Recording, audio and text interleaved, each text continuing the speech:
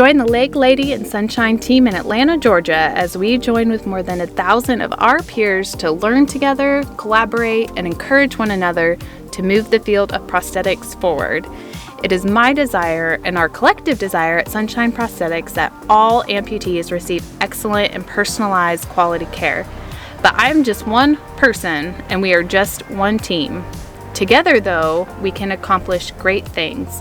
No matter our role or level of expertise, whether they be student, resident, practitioner, mentor, business owner, or researcher, we each come bearing our own gifts and talents and have something unique to contribute. This is applicable for all, not just O&P professionals. So I ask you, what is your unique passion? Have you tapped into that talent? And are you brave enough to step out and share that with the world? And if not, why not?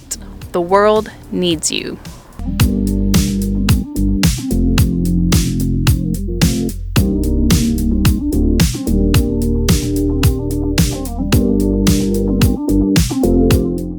I'm looking for a foot that you basically will code it out as a K2, but it has a little higher functioning, working into that, kind of K3 range, because United Healthcare does not like to pay me for K3 fee, especially the $59.81. If I put that on any patient, they automatically deny it. Okay. So I'm trying to find a substitute. I'm actually putting your breeze on a lot of those patients. Basically just getting paid out for that, whatever foot's included in the base code, and trying to get them to pay for a foot later. But I'm like 2 years into some stuff. Okay.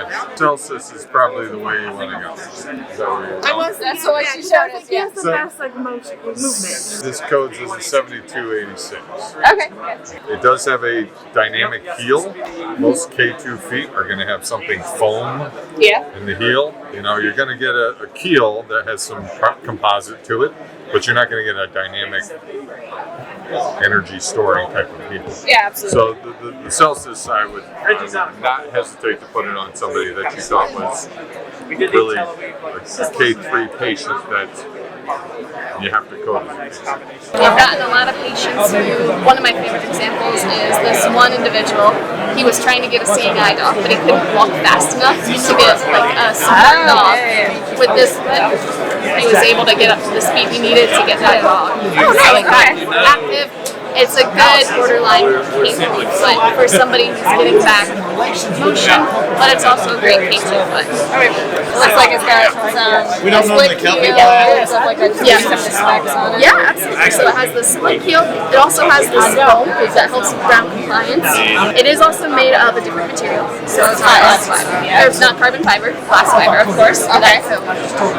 And then we do have a version that also has the torsion adapter on it, which helps with a bit of rotation and shock absorption. Now, do you guys do any adjustability in that foam? Like, do you want a firmer heel roll? So right now it's just what it is. Okay. Now, another random question.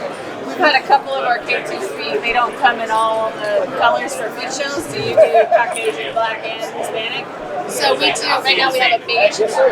That's what I was wondering. Yeah. 5% of our patient care is we cater to the patient, whether it be at home, work, rehab, nursing home, doctor's appointment. We go to the patient and cater to that. Oh, so you guys are mobile as well? Yes. Cool! Guys, that's what we do! Awesome. That makes me so happy. That's great. Yeah. I don't like sitting in the office and looking out the blinds and waiting on someone to come see me. Right now we're in SUVs. So. Oh, okay. Because most of the heavy lifting on the fabs coming out of the big fab in Texas. We try to spend enough time in our test pit that we finalize trim lines, we finalize all those things that would have to be addressed on site. So we're not having to do all that on site. But there's like quite a bit of mobile work that you're like in an office, people look at you like, why don't you do that? Be aware, I was actually out trimming adductor trough the other day in front of a physical therapy place, and I was like, I wonder what those cars were thinking as I had that leg up. The leg with the shoe, sitting there trimming. Yeah. Okay, so this is what you guys are using for your defendatives. Yeah, primarily a lot of That it. way, if you're adjusting in the field, this is heat moldable with epoxy resins. Yeah. proofs in the pudding. When Lee first saw it, he said, "Wait a minute, you can do that out here in a living room?" Yeah, the patient popped it off, and I looked over. Is he gun? I'm like, wait, rolling. No, don't do that. we can do that. He says, yeah. Okay. Oh, interesting. And you don't have to itch all day. Yeah, that's nice. It has a little bit more flexibility, but the strength is there. So you can get some more dynamic out of it compared to some carbons. I think this is the one that we're trying. Yeah, I've got lots of shit, So does that feel better in the tail? Yeah, I like that a lot better. And our vacuum. So more than the other one. Yeah, a lot more than Either you're a vacuum one or you're We typically do that. We know it's it's just between fiberglass and carbon fiber. Exactly. The big one against So the shot. ProFlex XC, not even the Rotate, just the ProFlex XC really is great foot. So this is one thing I've heard too, that anything that's come back. So people who have been in the ProFlex or the XC and then they try the Shockwave, they like the ProFlex because with this when it turns, of how it turns, the ProFlex, it's like a rubber band, opposed to a harder stop.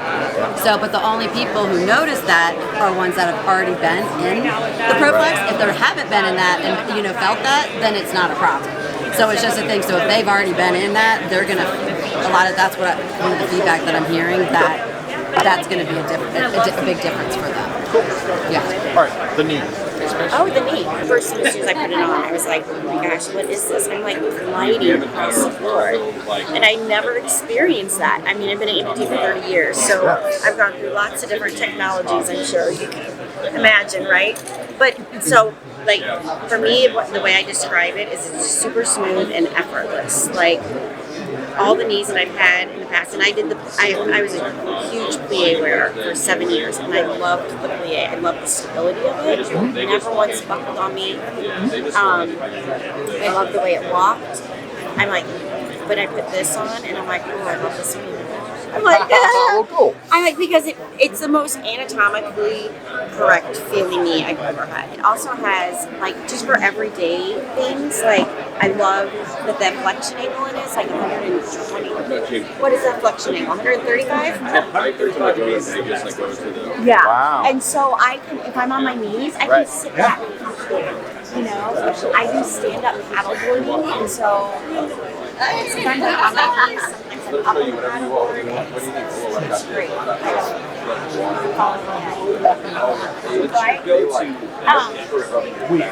had a patient, he was living in short-term kind of I'm homeless housing, and it wasn't handicap accessible, so you had to wear it in the shower. And I've replaced that block a couple of times. Well, there you go.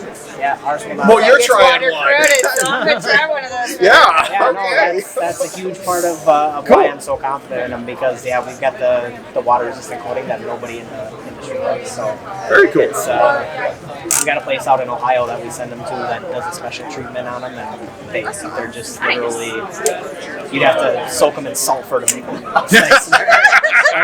The other thing we do is we do component recycling. So somebody passes away, or the manufacturers are cleaning out their closet or have 2.0, and we get a lot of used components, and so we've set up a model whereby we can support all the organizations, because we quickly found out that we became a source of a lot of donations and a lot more than we were able to use in Belize. But there are lots of other organizations that need these components too. So we're in the process now of setting up our e-commerce site, putting all of our donations online, having it only for clinicians so they can log in and see what's available.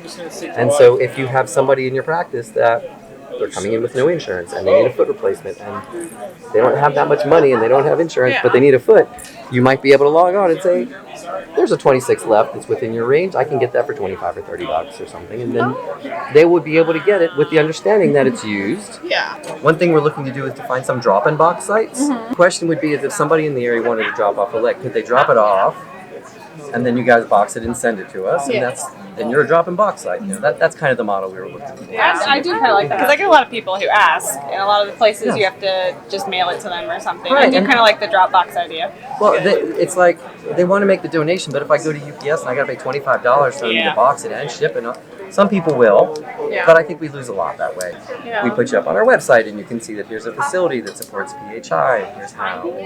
So there's lots of ways you can work through that. First and foremost, so thank you very much for what y'all do. All right, so getting back to the Breeze. Yeah. The Breeze, let me tell you something. From an amputee's perspective, that's a very comfortable foot to walk in. I mean, for what it is, it's waterproof. doesn't cost a lot of money, but from an amputee's perspective, it's pretty comfortable walking. Okay. I'm telling you that from It was experience, making- not as a College Park employee. I'm telling you as an amputee. We use it for a lot of our K2 patients, and then for a lot of my patients that a higher level foot will be denied by United Healthcare, and I have to use a real base code foot, I throw the breeze on them. So I was curious why she wasn't doing it very At one point, too, there was a noise, and we were kind of like trying to figure that out, why there was a noise, and I was like, this is making me nervous. Not gonna lie. We fix it? I know we did. Yeah, I mean, you guys were pretty good about it. And they said they hadn't seen it very often, so.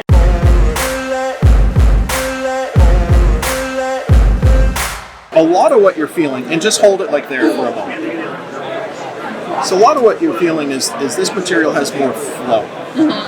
So it relaxes more, it responds and moves away. Now this is thinner than what we normally use for someone. Yeah. And that's because you rely on the material to get a volumetric fit. And it fits really differently. Okay. But for people that have split thickness skin grafts, that the Alps stuff's not working for, hard fits of all sorts, this is sort of go-to. Okay, what are you confident to...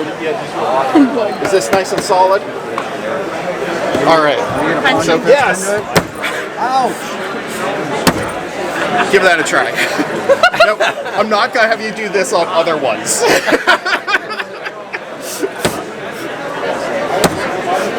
absorbs your impact pretty good, doesn't it? So that flow characteristic really makes a difference as far as the impact. Yeah. So with those folks that have compromised skin, really bony prominences, that winds up being a part of their overall shock absorbing system. I see. And so that's another thing that makes a big difference with the way that it behaves and the way that works for someone.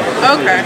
To provide a lot of stretch this direction, but not the fabric itself, you know. So, and then you roll your fingers up to figure out where that stuff ends.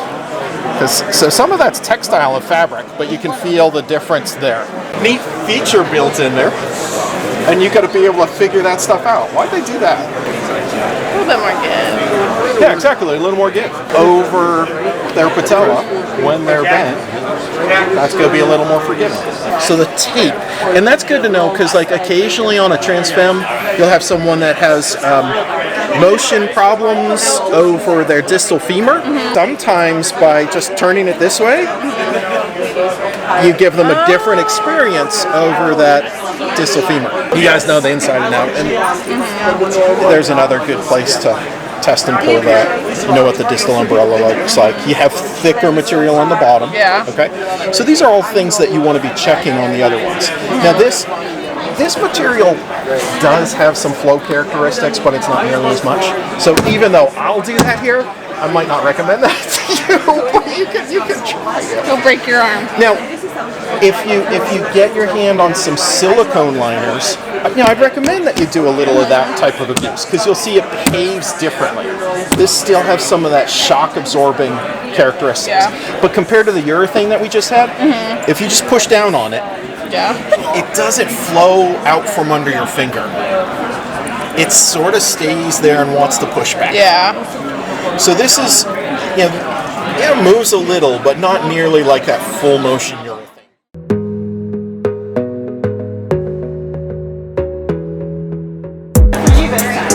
So Alps is amazing. We love them. They give us a lot of good stuff. Well, you guys can fight over if you want. I'm not even telling you to get it. Good idea.